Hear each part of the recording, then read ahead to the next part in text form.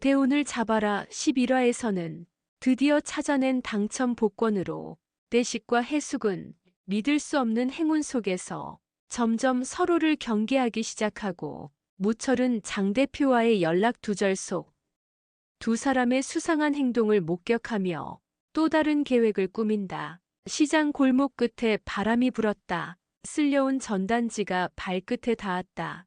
대식은 낡은 가게 문을 밀고 나왔다. 머리를 쓰다듬으며 주위를 둘러보았다. 반대편 건물에서 해숙이 나타났다. 손에는 검은 에코백이 들려 있었다. 백 안쪽이 부풀어 보이기 시작했다.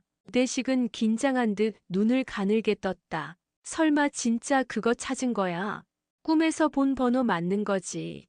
그때 그걸 꼭 숨겼다 했잖아.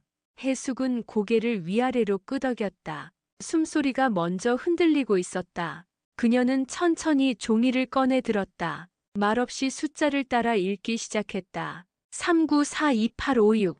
그 말이 해숙의 입에서 나왔다. 대식은 몸을 앞으로 기울였다. 그 입에서 말이 더 나오지 않자 손에 쥔 모자를 바닥에 떨어뜨렸다. 복권은 잃어버렸던 것 그거였다. 정확히 그 자리에서 찾았던 복권. 상자 아래 깔려있던 바로 그것. 이게 그거 맞지, 진짜 그거지. 대식의 목소리가 떨리기 시작했다. 해숙은 종이를 반으로 접었다. 종이 끝이 손에서 부들부들 떨렸다. 그녀는 깊게 숨을 들이쉬었다. 우리 진짜 그날을 이긴 거 맞네. 이제 돈 걱정은 진짜 없는 거지. 대식은 눈을 감고 벽에 기대었다. 한참을 그렇게 서 있던 두 사람. 도망치던 삶이 한순간 멈춘 느낌. 비 오는 날 개를 잃었다 찾은 듯 기쁨보다 멍한 기분이 먼저 왔다. 해숙은 벽에 등을 대고 앉아버렸다. 대식은 고개를 젖히고 중얼거렸다. 우리 어쩌면 정말 잘 살 수 있겠다. 이젠 고기 사 먹는 것도 맘 편하게. 그 순간 골목 안쪽에 인기척이 났다. 둘은 동시에 소리를 멈췄다. 불 켜진 철물점 창문 뒤 그림자. 검은 점퍼에 모자를 눌러 쓴 누군가. 대식은 손으로 해숙을 감쌌다. 그 사람 우리 봤을까? 아닐 거야. 모자 눌렀으니 얼굴 안 보였겠지. 그 목소리는 확신이 없었다. 해숙은 작은 소리로 말했다. 근데 대시가 우리만 알고 있는 거지. 그거 진짜 아무도 모르는 거 맞지. 내가 쓴 종이 어디 흘렸을까 봐. 가방에 안 넣고 어디 두진 않았나. 대식은 고개를 3번 연달아 끄덕였다. 그런데 눈빛은 점점 흔들리고 있었다. 그림자 하나가 그를 따라오고 있었다. 도망칠까 숨을까 사인할까. 두 사람의 뇌 속이 복잡하게 엉켰다. 그러나 그들은 미동조차 없었다. 복권은 손안에 있었기 때문이었다. 그 순간에도 두 눈은 누군가를 쫓았다. 모자는 골목 끝에서 사라졌다. 도둑일까 이웃일까 첩자일까. 확실한 건 불안이란 이름뿐이었다. 해숙은 가방을 껴안고 일어섰다. 이거 은행 가면 되겠지 바로. 아니 먼저 복권 사무소 가지 않을래? 우리 이거 복사부터 하자. 종이부터. 대식은 종이를 벽에다 펴서 살폈다. 번호를 다시 하나하나 짚어가며 봤다. 진짜다. 이게 우리 복권 맞다. 그 말은 셋째 손가락에서 멈췄다. 그때 골목 저편에서 전화벨이 울렸다. 짧고 예리한 벨소리가 3번 울렸다. 누군가 전화를 받지 않고 꺼버렸다. 그리고 다시 정적이 길게 깔렸다. 해숙은 입술을 깨물며 말했다. 이거 진짜 조심해야 해 대식아. 이건 진짜 아무한테도 말 안 해야 돼. 아무도 못 보게 해야 된다고. 그래야 우리 둘이 잘 살 수 있어. 대식은 고개를 천천히 끄덕였다. 하지만 눈빛은 해숙을 향하지 않았다. 그는 골목벽을 따라 시선을 옮겼다. 불 꺼진 가게 유리문 안. 누군가 있었다. 이미 그들을 지켜보고 있었던 누군가. 거실 한쪽엔 국이 식고 있었다. 텔레비전은 낮은 소리로 울리고 있었다. 미자는 냄비를 다시 끓이지 않았다. 그저 한 손에 숟가락만 쥐고 있었다. 밥을 푸지도 않았다. 그녀의 눈은 식탁 끝에 놓인 휴대폰을 향해 있었다. 무철의 폰이었다. 충전기에 꽂힌 채 진동도 없이 조용히 누워 있었다. 미자는 다시 한번 물을 마셨다. 물컵을 내려놓는 소리가 유난히 컸다. 무철은 아직 방에서 나오지 않았다. 방문은 살짝 열린 채 안에서 불빛만 새어나왔다. 미자는 조용히 일어났다. 맨발로 방 안으로 들어갔다. 무철은 침대에 누워 등을 보이고 있었다. 이어폰을 꽂고 무슨 영상을 보는지 몰랐다. 그녀는 말없이 뒤로 물러났다. 그리고 휴대폰 앞에 다시 앉았다. 코드를 뽑고 전원을 눌렀다. 잠금 화면이 떴다. 패턴은 예상보다 단순했다. 하트 모양이었다. 미자는 웃음인지 한숨인지 알 수 없는 숨을 내쉬었다. 화면이 열렸다. 앱은 두 줄로 정리돼 있었다. 연락처, 카톡, 갤러리, 사진 폴더는 잠겨 있었다. 카톡을 눌렀다. 가장 최근 대화 상대는 희응으로 저장된 사람이었다. 그 안을 열자 대화창이 비어 있었다. 그러나 미자는 멈추지 않았다. 대화 설정에 들어가 백업된 미디어를 확인했다. 사진 3장, 첫 번째는 커피잔 2개, 창가 자리 손가락에 반지가 하나 있었다. 두 번째는 호텔 어메니티 박스, 그 안에 향수와 립스틱이 놓여 있었다. 세 번째는 무철의 뒷모습, 어깨에 팔이 올려져 있었다. 팔의 소매가 미자가 아는 옷이 아니었다. 그녀는 폰을 천천히 내려놓았다. 한참을 입을 다물고 정면만 바라봤다. 입꼬리가 천천히 아래로 꺾였다. 그러다 혼잣말처럼 중얼거렸다. 무철아, 너 진짜 끝까지 하네.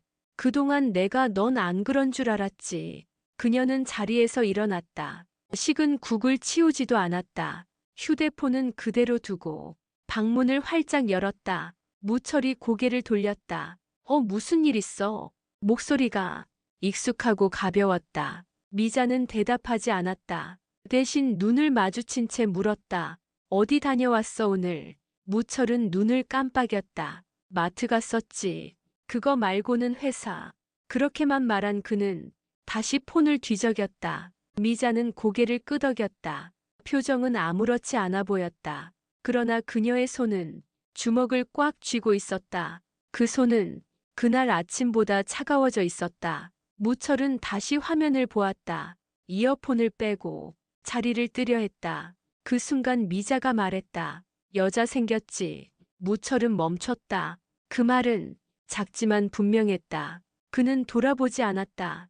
대답도 하지 않았다. 그저 욕실로 걸어 들어갔다. 문이 닫히고 물이 틀어졌다. 그 소리는 모든 말을 덮어버렸다. 미자는 식탁 의자에 앉았다. 다리를 꼬고 창밖을 바라보았다. 그녀는 조용히 말했다. 좋아, 그럼 이제 내가 할 차례야. 무철은 슬리퍼를 질질 끌었다. 욕실 거울에 김이 서렸다. 수건으로 대충 닦으며 콧노래를 부르던 그는 갑자기 멈췄다. 폰이 조용했다. 그것이 오히려 낯설었다. 장 대표가 이틀째 연락이 없었다.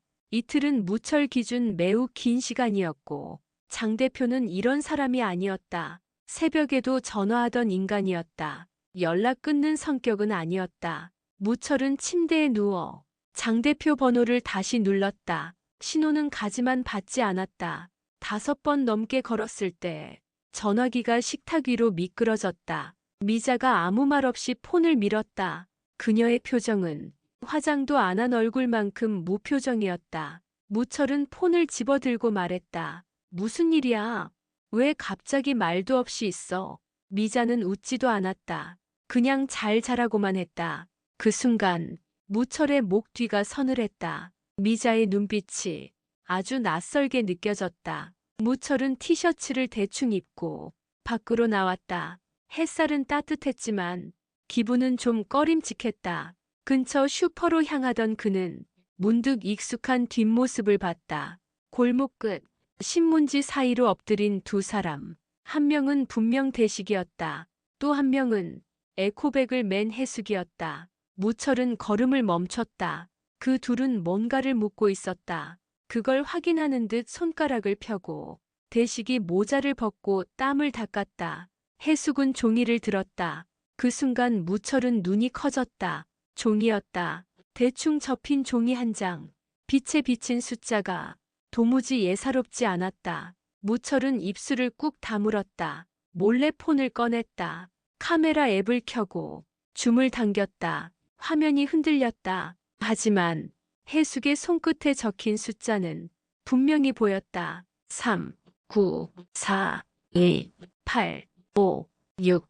복권이었다. 그건 무철이 알고 있던 그 번호였다. 장 대표가 잃어버린 그 종이었다. 무철은 헛기침을 꾹 참았다. 그대로 몸을 돌려 벽 쪽으로 숨었다. 숨을 크게 쉬었다가 다시 멈췄다. 손끝이 떨리기 시작했다. 장 대표가 왜 연락을 끊었는지 대충 감이 왔다. 문제가 생긴 것이다. 복권을 누가 주었고 누군가가 이미 썼다는 뜻. 무철은 다시 살짝 고개를 내밀었다. 해숙은 종이를 접었다. 대식은 주위를 두리번거렸다. 그 모습이 도둑보다 더 도둑 같았다. 무철은 입꼬리를 올렸다. 그러니까 이제 누가 복을 탔는지 이제야 확실히 알 것 같았다. 그는 조용히 골목을 빠져나왔다. 큰 길로 나와 가방에서 메모장을 꺼냈다. 그 위에 크게 썼다. 복권 사람들 모르게 확인 필요 대식 해숙 추적. 무철은 메모를 찢어 지갑 안에 넣었다. 그리고 천천히 전화를 걸었다. 다른 번호였다. 장 대표는 아니었지만 그 다음으로 중요한 인물이었다. 여보세요. 복권 얘기 하나 들어봤나? 아직 안 끝났더라니까. 이게 다시 돌아올 줄이야. 그의 목소리는 조용히 깔리며 그늘을 만들고 있었다. 냉면 그릇엔 얼음이 녹고 있었다. 수육 몇 점은 반쯤 식어 있었다. 대식은 젓가락을 쥔 채 말없이 창밖을 보고 있었다. 해숙은 물컵을 비우고 수건으로 입을 닦았다. 둘 사이엔 이상하리만큼 대화가 없었다. 복권을 찾던 그날 이후 식사는 세 번째였다. 그러나 처음처럼 맛있지는 않았다. 한참을 말없이 밥을 먹던 해숙. 갑자기 고개를 들며 말했다. 혹시 우리 집에 안 숨길래? 대식은 젓가락을 내려놓았다. 그게 무슨 뜻이야? 내 집 아니면 어디다 두자고. 해숙은 웃는 척하면서 말했다. 창고에 넣어둘까 해서. 우리 창고 요즘은 안 쓰니까. 대식은 손을 깍지 끼며 말했다. 우리 창고면 내가 문 못 열잖아. 열쇠 너만 갖고 있잖아. 해숙은 웃었다. 그건 잠깐만 맡기면 되잖아. 오히려 한 명이 들고 있는 게 더 위험해. 대식은 혀를 차며 말했다. 위험한 건 맞지. 근데 그걸 너 혼자 맡겠다는 거잖아. 둘 사이에 젓가락 소리만 울렸다. 단무지 하나가 그릇 바닥에 붙어 있었다. 해숙은 말을 이었다. 그럼 어디다 둘 건데? 내 방 서랍 밑이야. 그건 더 웃기잖아.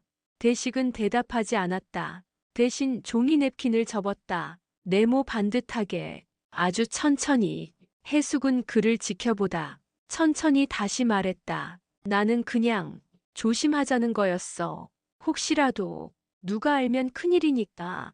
대식은 그제야 고개를 들었다. 누가 알 수 있겠어. 말 안 하면 아무도 모르는 거야. 그가 그렇게 말했지만 그 말은 누구보다 해숙 자신에게 향해 있었다.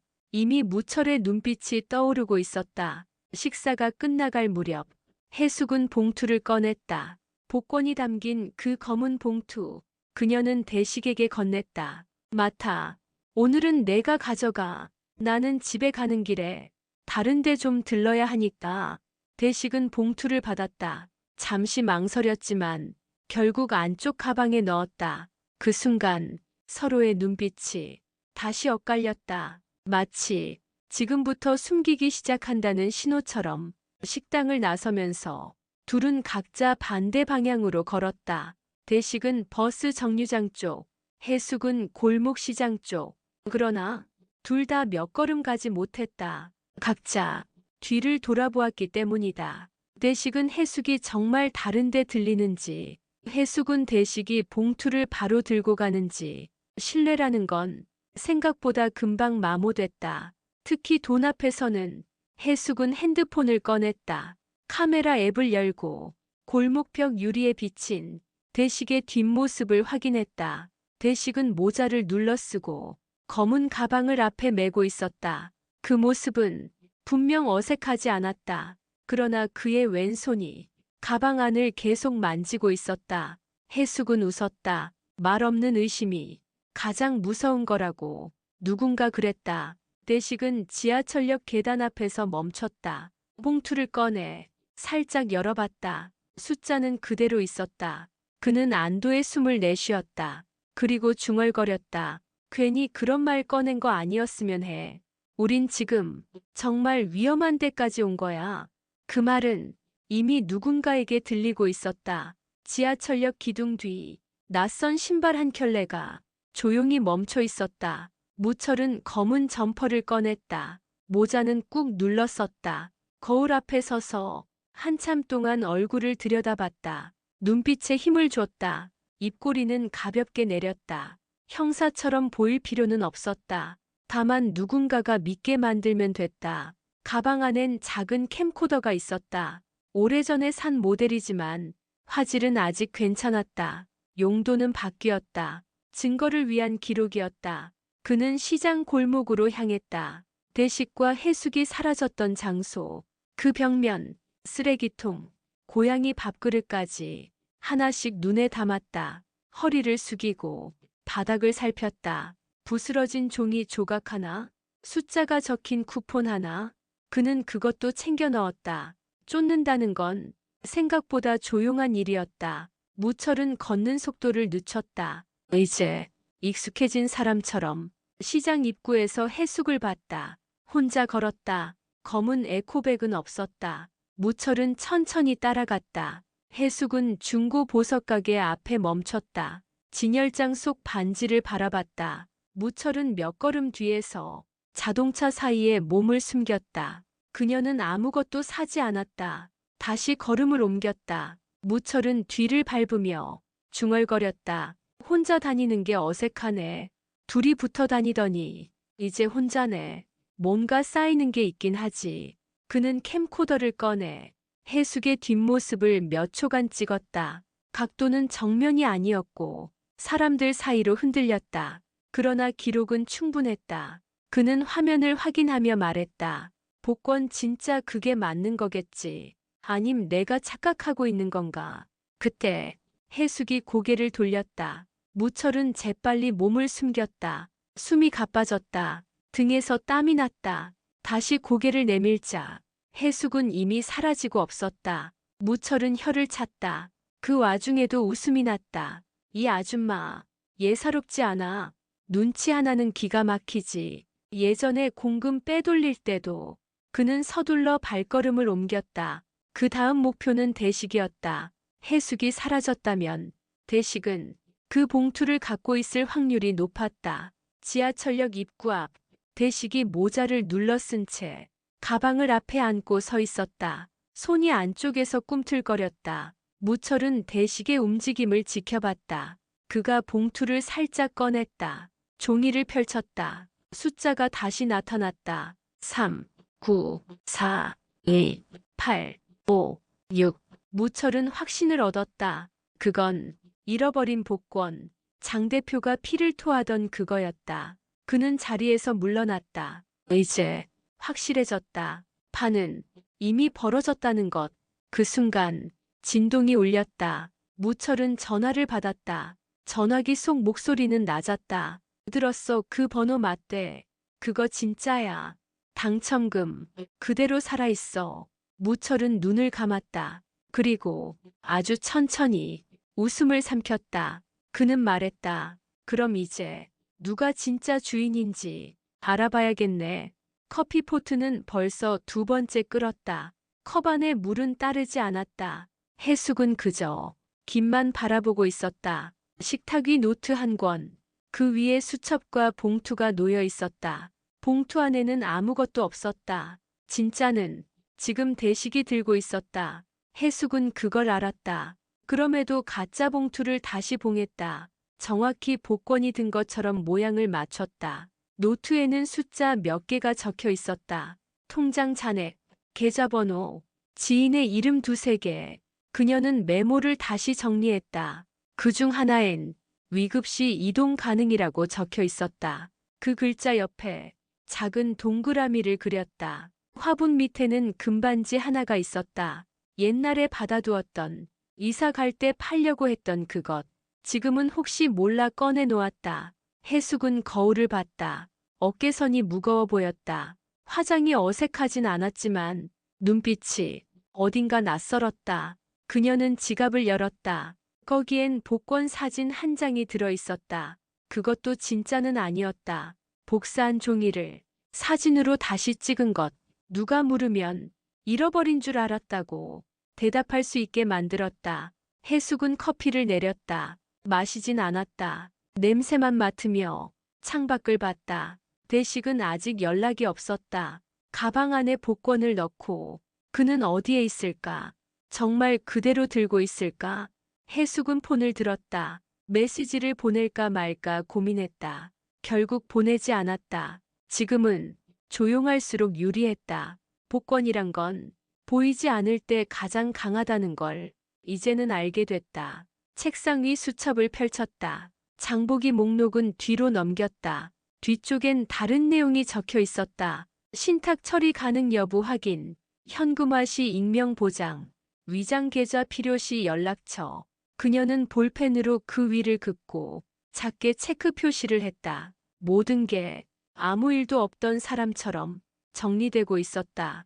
거실 불이 꺼졌다. 커튼을 다시 쳤다. 사람들의 시선은 항상 창문 밖에서부터 들어왔다. 전화벨이 울렸다. 해숙은 잠시 머뭇거리다 받았다. 반가운 이름은 아니었다. 무철이었다. 그녀는 짧게 숨을 쉬었다. 여보세요. 무슨 일이세요? 무철은 웃었다. 이 목소리 오랜만이네. 잘 지냈어. 그 말 한마디에 해숙은 미간을 찌푸렸다. 그녀는 간단하게 대답했다. 네, 그냥요. 무철은 끈질기게 물었다. 혹시 대식이랑 요즘 자주 만나? 뭐 이상한 일 없었고. 해숙은 거짓말을 준비했다. 그리고 생각보다 쉽게 입 밖에 나왔다. 아니요. 그냥 뭐 시장에서 마주친 정도요. 요즘은 다 바쁘잖아요. 그 말은 무철에게 던진 안개였다. 진실은 진짜 봉투처럼 감춰두면 그만이었다. 전화가 끊긴 뒤 해숙은 거울 앞에 섰다. 다시 머리를 매만졌다. 그리고 혼잣말을 했다. 복권이 무서운 게 아니야. 사람이 더 무서운 거지. 특히 같이 웃던 사람이 제일. 그녀는 조용히 지갑을 닫았다. 방 안은 조용했고 커피는 아직 식지 않았다. 주방엔 양파 껍질이 굴러다녔다. 국 끓이다 말고 불을 껐다. 미자는 뚜껑을 닫고 앞치마를 벗었다. 손목엔 고무 장갑 자국이 남았다. 그녀는 물을 틀지도 않았다. 그대로 거실로 나가 무철의 코트를 뒤졌다. 주머니에서 동전 몇 개, 입장권 반쪽, 그리고 낯선 영수증 한 장. 그건 식당 이름도 처음 보는 곳이었다. 하단엔 2명, 세트 메뉴, 맥주 2병. 그녀는 눈썹을 들썩였다. 친구랑 먹은 걸까? 아니면 친한 누군가와 함께였던 걸까? 거실 탁자엔 무철의 세컨드 폰이 있었다. 예전엔 공사 쓸 때 쓰던 폰. 요즘은 그냥 전화도 안 받던 그 기기. 전원을 켰다. 배터리는 반쯤 남아 있었다. 통화 목록, 메시지함 다 정리돼 있었다. 하지만 가장 아래 저장된 번호 하나, 히읗, 문자 하나, 사진 없음, 대화 없음. 미자는 숨을 길게 내쉬었다. 입술 안쪽을 깨물고 손에 쥔 휴대폰을 주머니에 넣었다. 이건 내가 직접 봐야겠다. 이번엔 눈으로 확인해야 끝이 나겠지. 신발을 신었다. 가방을 메고 머리엔 스카프를 둘렀다. 거울을 보며 중얼거렸다. 오늘은 그냥 장 보러 나가는 거야. 아무것도 아닌 척 해야지. 평소처럼 아무 일도 없던 사람처럼 시장 입구까지 나왔을 때 그녀는 걸음을 늦췄다. 멀리서 무철의 실루엣이 보였다. 그는 전화를 받으며 걷고 있었다. 다정하게, 상냥하게. 그런 목소리는 미자의 것과는 달랐다. 미자는 거리를 유지했다. 뒤따르지 않고 길 건너에서 따라갔다. 조심스레, 마치 창밖 보듯이. 무철은 한 가게 앞에 멈췄다. 입간판을 바라보다 들어가진 않았다. 다시 방향을 틀어 시장 골목으로 들어갔다. 그 골목은 해숙이 자주 드나드는 골목이었다. 미자는 가만히 고개를 끄덕였다. 그렇지. 거긴 그럴싸하지. 그녀는 벽에 기대서서 핸드폰을 꺼냈다.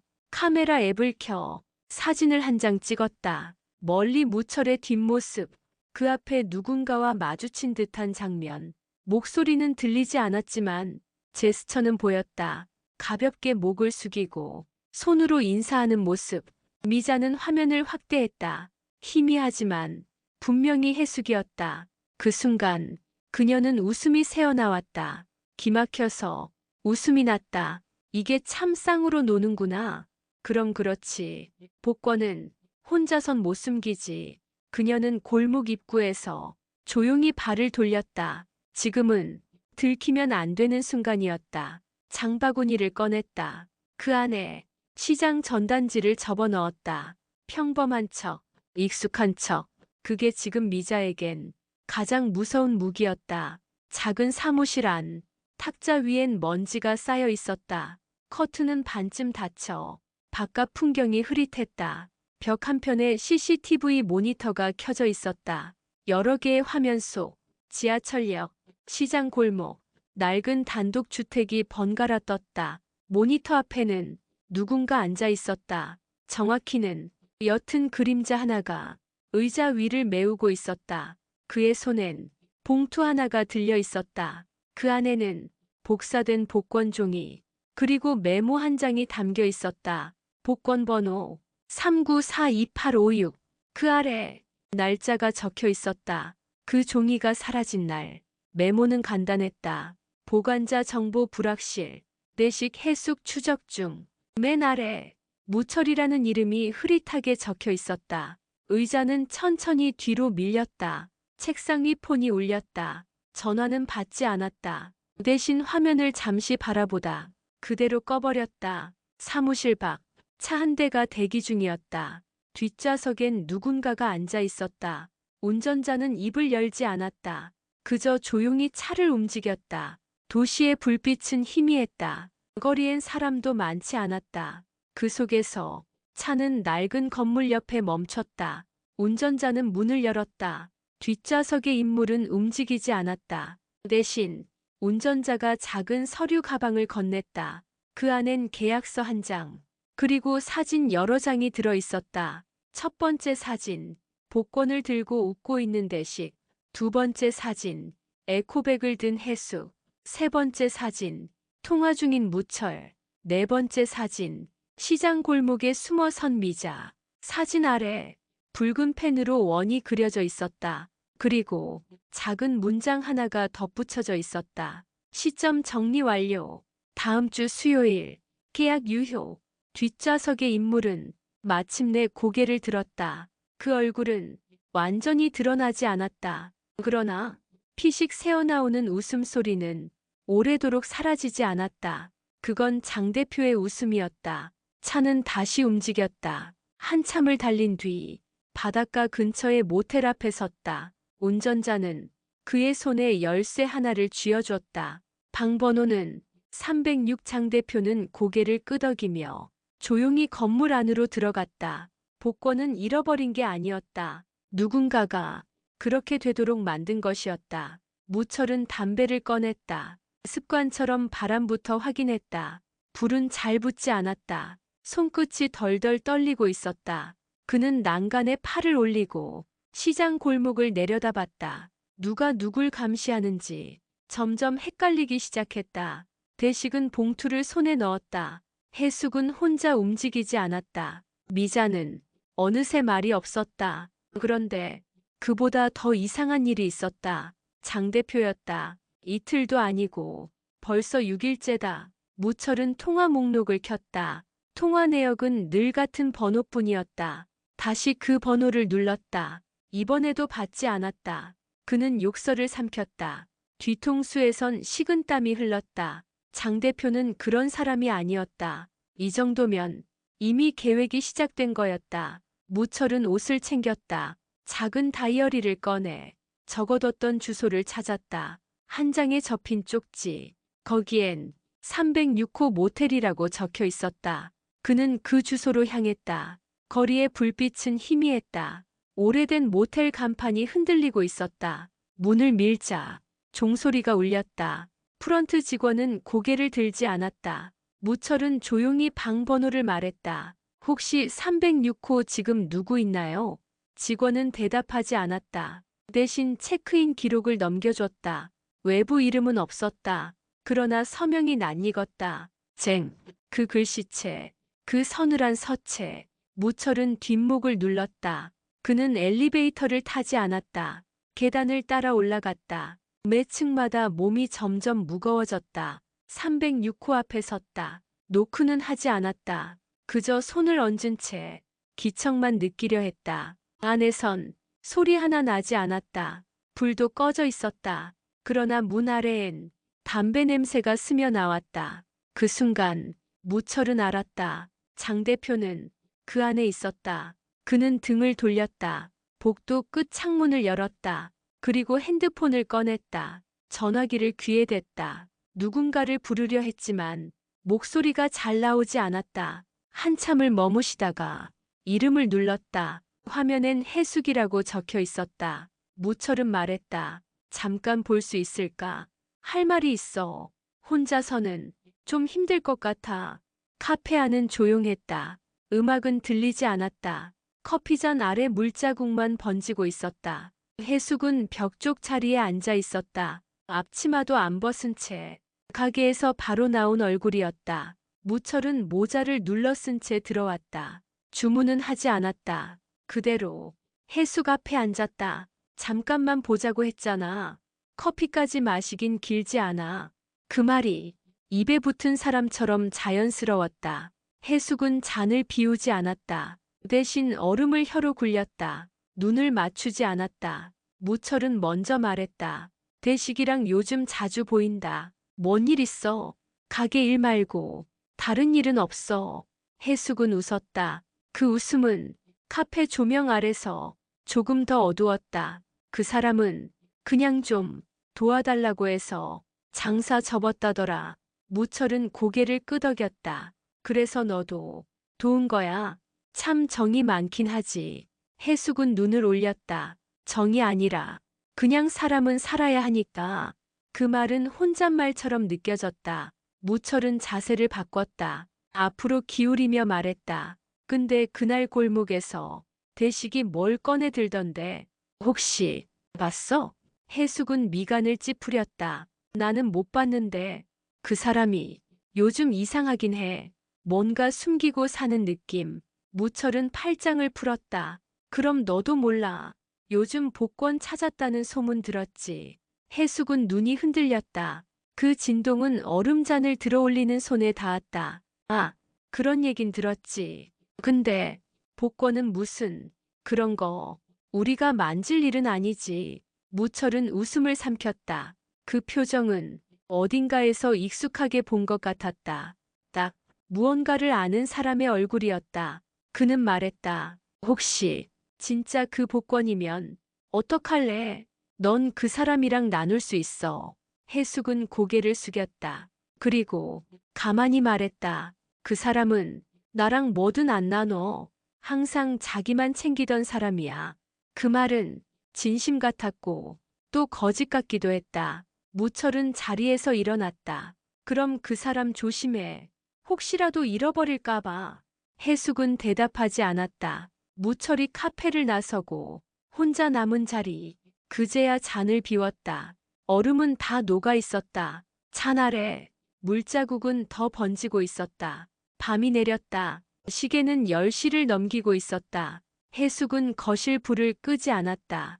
그녀는 창문을 3번 확인했다. 커튼은 끝까지 닫았다. 문단속도 2번이나 했다. 가방을 식탁 위에 올려두었다. 그 안엔 작은 서류 봉투 하나가 있었다. 손에 쥐면 바스락거렸다. 복권이 있는 봉투였다. 진짜였다. 가짜가 아니라 이번엔 정말이었다. 그녀는 조심스럽게 열었다. 번호를 하나씩 짚어봤다. 3, 9, 4, 1, 8, 5, 6. 맞았다. 변한 건 없었다. 그날 찾은 그대로였다. 접은 자국까지 손에 익숙했다. 해숙은 봉투를 닫았다. 그리고 식탁 및 수납장을 열었다. 그 안에 노트 한 권과 복사기 하나가 있었다. 그녀는 복권을 노트 사이에 넣었다. 복사기 전원을 켰다. 소리가 작게 울렸다. 6장을 복사했다. 하나는 들고 5은 찢었다. 그녀는 찢은 종이를 정리했다. 파쇄기에 넣고 돌렸다. 그 소리는 식은 국물 젓는 소리처럼 났다. 복사한 한 장. 그녀는 가방 안주머니에 넣었다. 진짜 복권은 카펫 밑 바닥에 감췄다. 그 자리에 얇은 박스가 덮였다. 그 위엔 잡지가 놓였다. 표지는 오래된 연예인 얼굴이었다. 해숙은 숨을 고르며 일어섰다. 화장실에 가서 세수를 했다. 손등에 물방울이 떨어졌다. 그러다 초인종이 울렸다. 그녀는 멈췄다. 누구도 부르지 않았다. 예정된 방문은 없었다. 폰을 확인했지만 알림은 없었다. 현관문 앞에 섰다. 문틈으로 사람 그림자가 보였다. 그림자는 조용히 서 있었다. 꼼짝도 하지 않았다. 해숙은 문고리를 잡았다. 한 번 비틀었다가 다시 놓았다. 그림자가 움직이지 않았다. 현관 안불은 꺼져 있었다. 그녀는 숨을 참았다. 그러다 문 너머로 작은 소리가 났다. 바닥에 무언가 내려놓는 소리. 그리고 발자국이 천천히 멀어졌다. 복도 불빛이 다시 조용히 어두워졌다. 해숙은 문을 살짝 열었다. 문 앞에 작은 봉투 하나가 있었다. 봉투 위엔 복권 그림이 그려져 있었다. 그녀는 봉투를 열지 않았다. 손에 쥔 채 그대로 문을 닫았다. 가방을 챙겨 들고 신발을 신었다. 해숙은 계단으로 내려갔다. 뒤는 돌아보지 않았다. 단지 조용히 골목으로 사라졌다. 바람이 창을 두드렸다. 미자는 창문을 닫지 않았다. 커튼만 반쯤 치고 소파에 앉아 있었다. TV는 켜져 있었다. 그러나 눈은 화면을 보지 않았다. 손엔 작은 종이봉투 하나. 그 안에는 복권 복사본이 들어 있었다. 종이는 얇았고 글씨는 선명했다. 번호는 3, 9, 4, 2, 8, 5, 6. 미자는 그 번호를 외우고 있었다. 그 번호가 무철의 폰에서 봤던 그 카톡 속 숫자, 사진 속 그림자, 모든 걸 이어주는 고리였다. 그녀는 봉투를 다시 접었다. 그리고 작은 메모를 넣었다. 메모엔 이 문장이 적혀 있었다. 혹시 몰라서 남깁니다. 미자는 코트를 걸쳤다. 지갑도 안 챙겼다. 폰은 무음으로 주머니에 넣었다. 계단을 조심히 내려갔다. 한 손에 봉투를 꼭 쥐었다. 그건 편지라기보다 경고장이었다. 해숙의 집 앞, 불은 꺼져 있었다. 문틈 아래 불빛도 없었다. 그러나 느낌은 누군가 깨어있는 것 같았다. 그녀는 초인종을 눌렀다. 3번, 간격을 두고 누르자마자 뒤로 물러났다. 발소리가 가까워졌다. 문은 열리지 않았다. 대신 그녀는 봉투를 내려놓았다. 복권 그림이 보이도록 고개를 들지 않고 조용히 발걸음을 돌렸다. 계단 아래 미자는 뒤를 돌아보았다. 문이 살짝 열렸고 그 안에 그림자가 하나 가만히 서 있었다. 서로 말은 없었다. 그러나 눈은 마주쳤다. 미자는 웃지 않았다. 다만 한참을 바라보다 천천히 고개를 끄덕였다. 그건 인사도 협박도 아닌 무언가였다. 그녀는 다시 걷기 시작했다. 거리엔 불빛이 흐렸다. 가게 셔터는 다 내려가 있었다. 밤은 모든 걸 숨기기에 딱 좋았다. 횡단보도를 건너며 미자는 중얼거렸다. 이제 다 들켰겠지. 속일 수 있는 사람은 이제 없지. 그러나 속마음은 달랐다. 아직 그 복권이 진짜 누구 건지 확신이 없었다. 그래서 남긴 거였다. 혹시라도 해숙이 먼저 말하길 바랐다. 아무도 말하지 않으면 아무도 지키지 못할 거라 믿었기에 그녀는 카페 창가에 앉았다. 불은 꺼졌고 영업은 끝났지만 불빛은 멀리서 스며들었다. 손에 쥔 휴대폰을 꺼냈다. 사진첩을 열었다. 장 대표 사진, 무철의 뒷모습, 해숙의 얼굴, 대식이 웃던 순간까지 그녀는 천천히 사진들을 넘겼다. 그리고 한 장만 남기고 나머지를 지웠다. 남은 건 복권 사진 한 장. 그건 정확히 중앙에 자리 잡았다. 그녀는 혼잣말을 했다. 나는 그냥 진실이 뭔지 먼저 알고 싶은 사람일 뿐이야. 대식은 가방을 끌어안았다. 그 안은 더운 듯 땀이 찼다. 종이 한 장이 이리저리 흔들렸다. 사람 없는 찜질방 구석. 그는 구명조끼 입은 듯 가방을 배 위에 올리고 벽에 기대어 누웠다. 티셔츠는 젖어 있었다. 땀인지 긴장인지 혹은 그 두 개가 섞인 거였다. 복권은 그 안에 있었다. 지금은 맞지. 확실히 이 번호야. 맞잖아. 394286. 그가 낮게 중얼거렸다. 눈을 감고 다시 떠봤다. 그 숫자가 떠오르면 그건 진짜라고 믿기로 했다. 하지만 눈을 감으면 떠오르는 건 숫자가 아니었다. 무철의 얼굴, 해숙의 가방, 미자의 침묵. 대식은 자리에서 벌떡 일어났다. 모래시계가 떨어지고 있었다. 그는 그 안에 시간이 흐르고 있다는 게 기분 나쁘다고 생각했다. 찜질방에서 나왔다. 밖은 밤 공기가 차가웠다. 그 차가움이 대식의 생각을 조금 정리해줬다. 생각해보자. 그 봉투 처음 찾은 건 누구였더라? 나였지. 맞아. 내가 찾았어. 근데 왜 다들 내가 아니라는 듯 구는 거야? 왜 자꾸 모두 눈치를 줘? 대식은 버스 정류장으로 걸었다. 그는 버스를 타지 않았다. 그냥 의자에 앉아 가방을 품에 안았다. 곁에 앉은 사람은 없었다. 혹시 다들 내 생각하고 있는 건 아닐까? 그가 가진 게 진짜라는 거 다들 눈으로 말하고 있는 건 아닐까? 그는 핸드폰을 꺼냈다. 배터리는 얼마 없었다. 연락처 목록엔 해숙, 미자, 무철, 새 이름만 빛나고 있었다. 누구에게도 전화하지 않았다.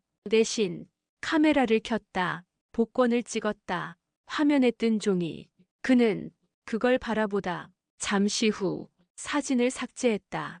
기록은 남기지 않기로 했다. 이건 기억만으로 남길 거였다. 남들이 보지 못하게. 그는 자기만의 방식을 택했다. 그 순간 문자가 왔다. 보낸 사람 없음.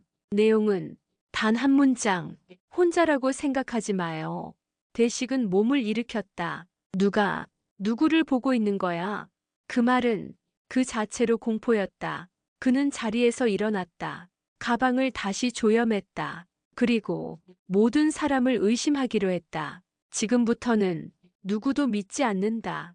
그 말은 작은 맹세처럼 입속에서 굴러 떨어졌다. 마트 안은 조용했다.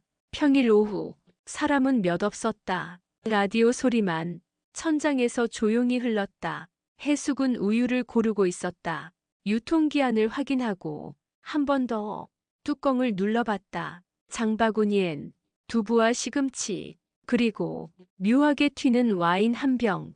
그때 다른 통로에서 미자가 걸어 들어왔다. 손엔 장바구니가 들려 있었다. 서로를 본 건 우연이 아니었다. 아주 짧은 시간 두 사람의 시선이 겹쳤다.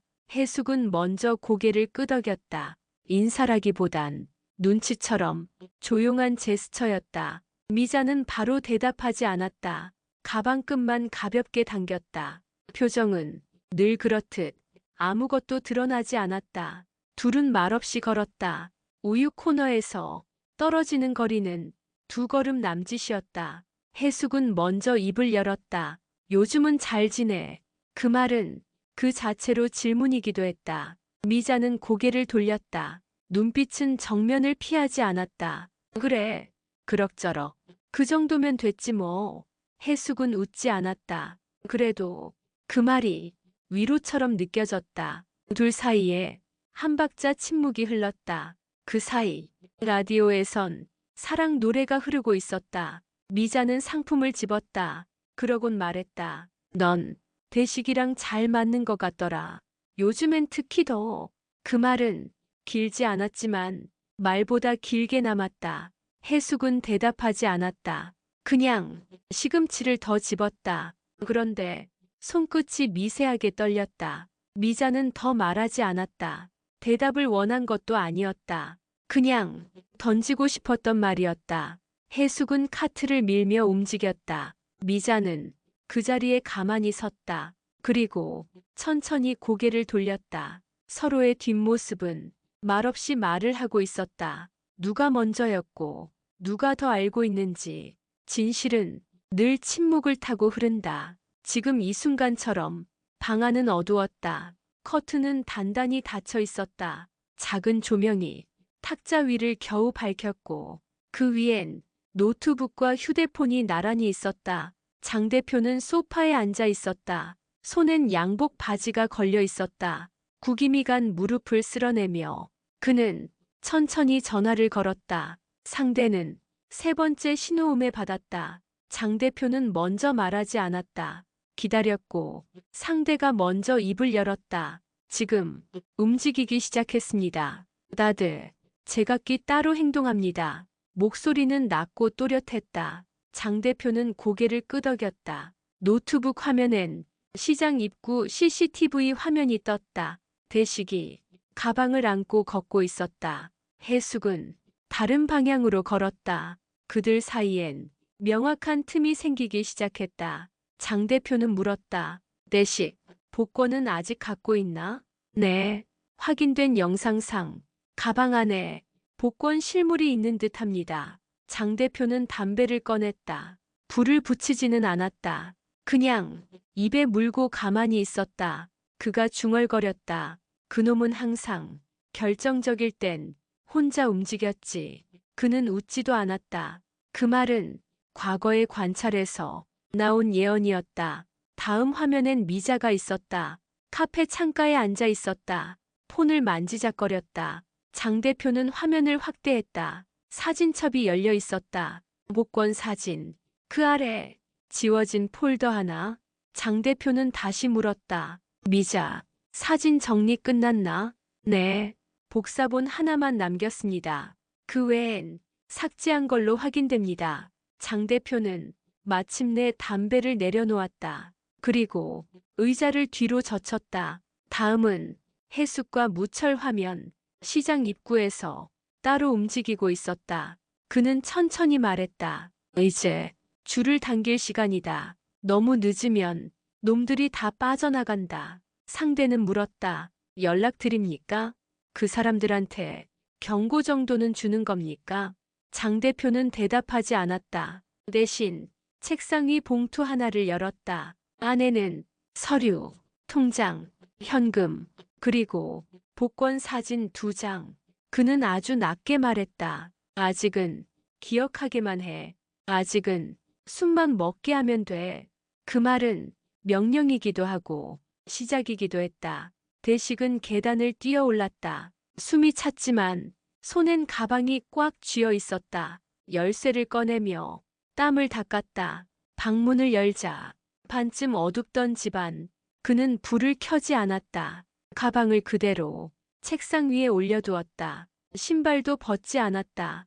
그냥 뒤로 걸터 앉아 주머니에서 복권을 꺼냈다. 그 종이는 여전히 조용했다. 뭐라 말하진 않지만 모든 걸 끌어당기는 종이였다. 대식은 종이를 들고 천천히 펼쳤다. 숫자는 언제나 그 자리. 394286. 그는 복권을 다시 접었다. 정확히 3번 접고 봉투에 넣었다. 식탁 위 과일 바구니 아래에 숨겼다. 딱 봐도 허술한 감축이었지만 그는 그걸로 충분하다고 믿었다. 그는 물을 한 잔 마셨다. 컵을 씻진 않았다. 식탁 의자에 앉아 팔을 벌렸다. 누구에게도 말하지 않았다는 게 문득 뿌듯하게 느껴졌다. 이걸 혼자 지킨다는 게. 그는 폰을 켰다. 배터리는 6%, 충전기도 지금은 없었다. 문자하면 이전 메시지 하나. 혼자라고 생각하지 마요. 그 말이 아직 삭제되지 않았다. 그는 그 메시지를 다시 봤다. 그리고 웃음을 흘렸다. 혼자면 어때? 이게 다 내 거면 되는 거지. 그 순간 문자 하나가 더 왔다. 번호는 없었다. 내용도 짧고 간단했다. 조심해요. 그 종이 적기 쉬워요. 대식은 고개를 들었다. 방 안엔 글을 보는 사람 없었다. 창문은 닫혀 있었다. 하지만 마음은 열려 있었다. 그는 갑자기 불을 켰다. 복권이, 과일 바구니 밑에 그대로 있었다. 손에 땀이 났다. 봉투가 젖기 시작했다. 대식은 봉투를 꺼냈다. 복권을 꺼내 마른 수건 위에 올렸다. 숫자는 번지지 않았다. 아직은 괜찮았다. 그러나 그는 몰랐다. 그 순간 현관문 및 작은 종이 조각 하나가 살짝 끼워져 있었다. 그 종이는 마른 듯 젖은 채 문틈에 걸려 있었다. 병원 복도는 길고 말랐다. 불빛은 형광등, 특유의 소음을 냈다. 무철은 벽에 등을 기댄 채 손목시계를 여러 번 바라봤다. 긴급 호출을 받은 건 새벽이었다. 수술실 앞엔 이미 어머니가 앉아 있었다. 그녀는 아무 말도 하지 않았다. 무철은 의사에게 묻지 않았다. 대신 수술 동의서에 서명했다. 펜 끝이 약간 흔들렸다. 그게 그의 감정이었다. 아버지는 갑자기 쓰러졌다. 그날도 평소처럼 아침 일찍 사우나에 다녀왔다고 한다. 무철은 문득 어제 복권 얘기를 떠올렸다. 사람 운이라는 건 참 이상하다. 복권 당첨 소문 들린 날 아버지가 병원에 눕다니 그게 우연이라 믿기 힘들었다. 의사는 조용히 말했다. 수술은 무사하지만 회복 속도는 알 수 없다. 신경 손상이 있을 수도 있다고 했다. 무철은 고개를 끄덕였다. 감정은 없었다. 대신 머릿속으로 몇 가지 정리를 시작했다. 장례식장, 입원비, 보호자 기록, 그리고 누가 병실에 올 수 있는지 목록. 그는 곧장 병실 문을 열었다. 아버지는 산소호흡기를 달고 누워 있었다. 수액이 천천히 떨어졌다. 삐소리, 호흡소리, 기계 소리만 들렸다. 그 순간 무철의 핸드폰이 울렸다. 화면엔 복권 추적팀이라는 저장명이 떴다. 그는 벽 쪽으로 이동해 전화를 받았다. 조사 내용이 도착했습니다. 대식 이동 경로 확보, 해숙 사진 확인, 장 대표는 사라진 상태. 무철은 숨을 들이쉬었다. 기계음 뒤로 아버지의 숨소리가 섞여 들렸다. 보고서 지금 보내. 그리고 복사본은 내가 직접 받는다. 그는 전화를 끊고 병실 안으로 다시 들어갔다. 의자에 앉아 천천히 아버지 얼굴을 바라봤다. 부드러운 얼굴이었다. 자주 웃던 입꼬리, 두껍고 넓은 손. 그 손으로 그는 늘 세상을 지탱했다. 그런 사람이 지금은 호흡기에 의지해 있었다. 무철은 눈을 깜빡였다. 슬프진 않았다. 다만 이해되지 않았다. 인생이 왜 이렇게 순식간에 방향을 바꾸는지, 그리고 그 방향을 바꾸는 게 항상 남이었는지. 그는 조용히 말했다. 아버지, 이제 내 차례죠. 그 말은 허공에 날아갔다. 아무도 받지 않았다. 그러나 그건 선언이었다. 그는 다시 일어났다. 가방을 들고 병원 로비로 향했다. 그곳엔 이미 조사원이 기다리고 있었다.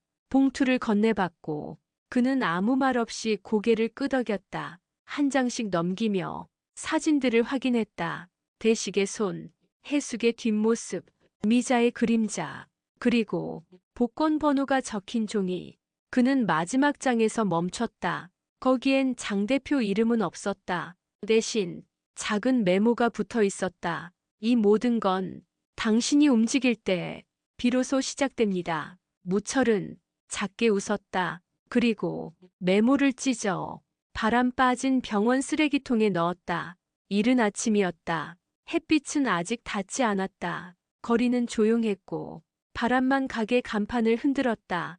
해숙은 검은 옷을 입었다. 화장은 하지 않았다. 가방은 작았고 신발은 소리나지 않았다. 그녀는 집 앞 우체통을 열었다. 안에는 전단지 몇 장과 작은 흰색 봉투 하나가 있었다. 봉투엔 아무 글씨도 없었다. 하지만 그 안엔 복권 복사본이 들어 있었다. 전날 밤 그녀가 두고 나왔던 복사본. 누군가가 다시 집으로 돌려보낸 것이었다. 해숙은 봉투를 가방에 넣었다. 문을 잠그고 천천히 걸었다. 행선지는 아무도 알지 못했다. 지하철역 근처 작은 사무실 건물로 향했다. 그곳은 평소엔 조용한 보험회사. 하지만 뒤쪽엔 특수 인쇄소가 하나 있었다. 그녀는 문을 두드렸다. 안에서 남자가 나왔다. 익숙한 얼굴이었다. 한때 서류 위조를 도와주던 인물이었다. 해숙은 조용히 봉투를 건넸다. 진짜처럼 하나만 더 만들어줘. 오늘 안에 되겠지. 남자는 고개를 끄덕였다. 돈 얘기는 없었다. 그녀는 봉투가 복사될 때까지 한참을 앉아 기다렸다. 밖은 밝아지고 있었다. 햇살이 유리에 부딪혀 반사광이 테이블 위를 스쳤다. 해숙은 시계를 봤다. 9시를 막 넘기고 있었다. 무철에게서 아직 연락은 오지 않았다. 그건 다행이었다. 하지만 조금은 불안하게 느껴지기도 했다. 복권 복사본은 2장이 인쇄되었다. 한 장은 그녀가 직접 찢었다. 나머지 하나만 가방에 넣었다. 그녀는 나와서 근처 카페로 들어갔다. 창가 자리에 앉아 가방을 열었다. 복사본을 봉투에 다시 넣었다. 그 위에 카드 영수증을 올려 덮었다. 그 순간 문이 열리며 누군가 들어왔다. 그림자, 낯익은 걸음. 해숙은 시선을 피했다. 대식이었다. 그도 해숙을 보지 못했다. 커피를 들고 멀리 자리에 앉았다. 해숙은 조용히 일어났다. 가방을 닫고 창밖으로 나왔다. 발소리는 나지 않았다. 모든 게 흔들리지 않는 것처럼 보였다. 하지만 그 순간 카페 바깥 쓰레기통 옆 검은 모자가 살짝 흔들렸다. 그곳엔 무철이 서 있었다. 그는 누구에게도 인사하지 않았다. 대식도 해숙도 보지 못했다. 하지만 그는 모두를 보고 있었다. 그리고 해숙의 봉투가 지금 진짜인지 아닌지도. 거실은 조용했다. 텔레비전은 꺼져 있었고 창밖엔 어둠만 걸려 있었다. 미자는 식탁에 앉아 있었다. 테이블 위엔 사진 한 장. 복권을 들고 웃는 대식. 그 얼굴이 그녀에겐 낯설기만 했다. 휴대폰엔 녹음 파일이 켜져 있었다. 대식과 해숙이 주고받은 통화. 짧은 숨소리까지 담긴 대화였다.